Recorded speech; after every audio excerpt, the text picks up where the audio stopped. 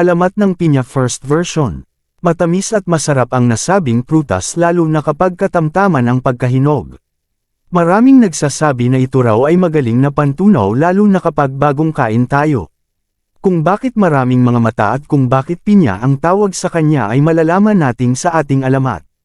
Sa isang malayong pook ng lalawigan, nakatira ang mag-inang si Aling Osang at si Pina na kaisa-isang anak. Palibhasa'y bagtong na anak, hindi ito pinagagawa ng ina at sa halip siya ang nagtatrabaho ng lahat ng gawaing bahay.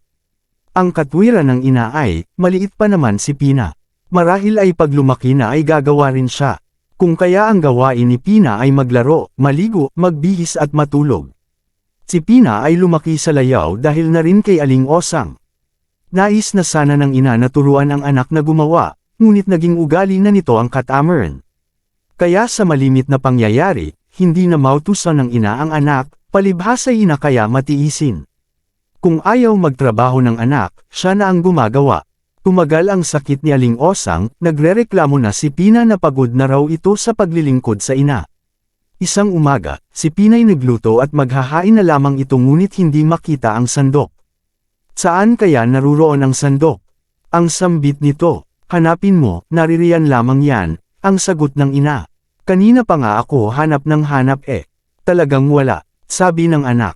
Bakit ba hindi ka nalang magkaroon ng maraming mata nang makita mo ang hinahanap mo? Ito talagang anak ko, walang katiyaga-tiyaga.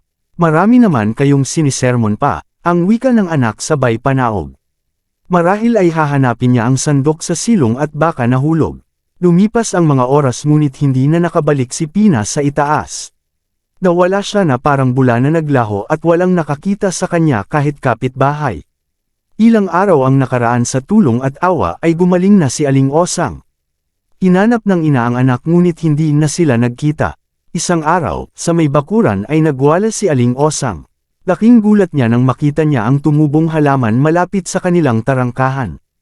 Inalagaan niya iyon at dinilig araw-araw.